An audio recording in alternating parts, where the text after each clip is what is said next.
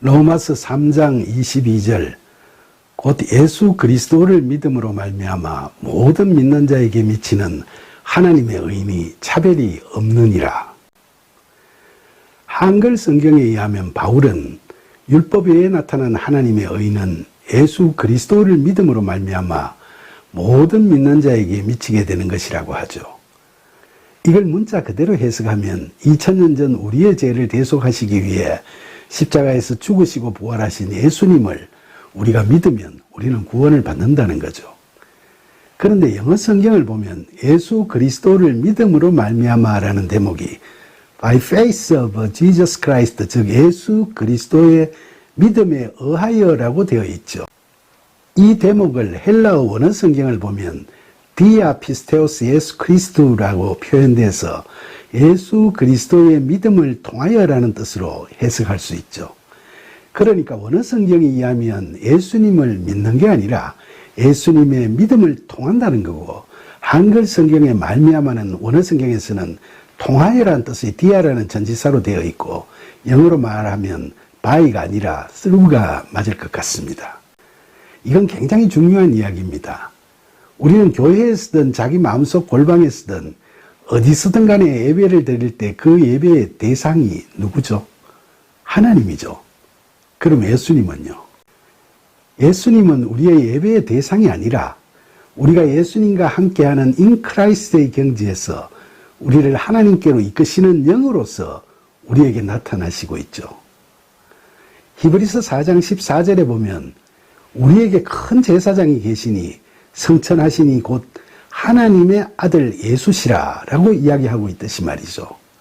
그러니까 우리는 예수님의 믿음을 통하여 구원, 즉 하나님 나라로 들어가는 거죠. 믿음으로 믿음에 이르게 되는 거죠. 우리가 하나님의 구원 계획, 즉 복음에 대한 예수님의 완전하신 믿음을 성경을 통해 깨닫게 되면 그 객관적이고 보편적인 예수님의 믿음을 통하여 누구라도 그리스도의 영의 도우심과 이끄심을 받아 은혜로 하나님과의 영적 인격적 신뢰관계를 맺게 되며 그것이 바로 하나님 나라를 살아가는 그리스도인의 삶이 되는 거죠. 그런데 우리가 육신을 입고 있는 한 그 그리스도의 영, 곧 성령이 우리 안에서 수시로 훼손되기 때문에 우리는 이미 그러나 아직도 영어로 already not yet의 그 이중적 형태를 벗어나지 못하고 있죠. 그래서 우리 그리스도인들은 항상 성경을 가까이 하고 골방 기도를 통해서 하나님과의 허심탄회한 영적 인격적 신뢰관계를 유지해 나가야 하는 겁니다. 만약 그렇지 못하고 육신의 정욕, 안목의 정욕, 이생의 자랑에서 벗어나지 못함으로써 성령이 우리 안에서 소멸되어 버리면 또다시 죄와 사망의 법에 묶여버리고 말죠.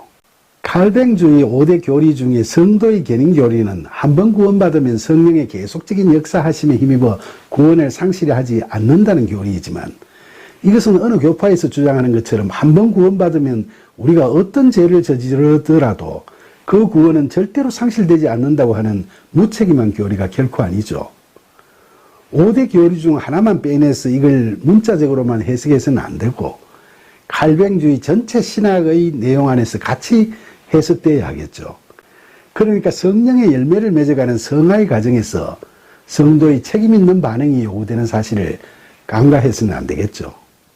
바울이 고린도전서 10장 12절에서 그런즉 선줄로 생각하는 자는 넘어질까 조심하라고 이야기했듯이 은혜에 의한 믿음으로 구원받은 자들은 하나님의 자녀다움을 잃지 않도록 성령의 도우심을 구하는 기도를 항상 게을리하지 말아야 할 겁니다. 그리고 이 22절에서 또 중요한 것은 여기서 말하는 믿음이란 그저 지식적으로 무엇을 안다든지 우리의 이성으로 이해한다는 걸 의미하는 게 아니라는 걸 잘 아셔야 된다는 거죠. 마태복음 17장에 보면 예수님의 제자들이 귀신 들린 아이를 고치지 못해서 사람들로부터 비난을 막 받을 때 예수님께서 겨자씨 한 알만큼의 믿음이 너희에게 있다면 이 산을 명하여 여기서 저기로 옮겨지라 하면 옮겨질 것이요 또 너희가 못할 것이 없으리라고 말씀을 하시죠. 그 겨자씨 한 알만큼의 믿음은 모양은 작지만 자라면 3m나 넘는 큰 식물이 되는 겨자씨와 같이 비록 작게 보이더라도 완전한 믿음을 말하는 거죠. 그러니까 우리가 예수 그리스도의 복음을 이야기를 듣고 뭐 대단한 것도 아니네. 그래 알겠어. 그런 말이구만.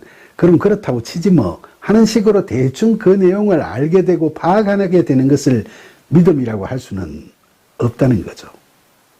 우리가 하나님께 나아가기 위해서 반드시 통해야 하는 길, 즉 예수 그리스도의 믿음은 그런 식의 손쉬운 믿음이 아니죠. 예수님께서는 그 믿음으로 순종하셔서 아무 죄도 없으신데도 십자가 죽음을 기꺼이 받아들이셨던 분이시지 않습니까?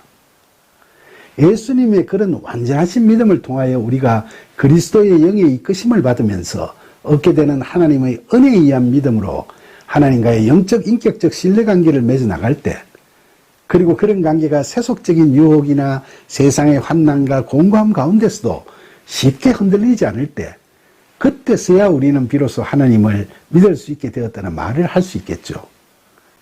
교회를 얼마 동안 다니면서 주일 설교 몇 번 듣고 목사님의 믿습니까? 하는 물음에 믿습니다라고 대답한다고 해서 우리가 믿음의 자녀가 되는 것은 결코 아니라고 하겠습니다.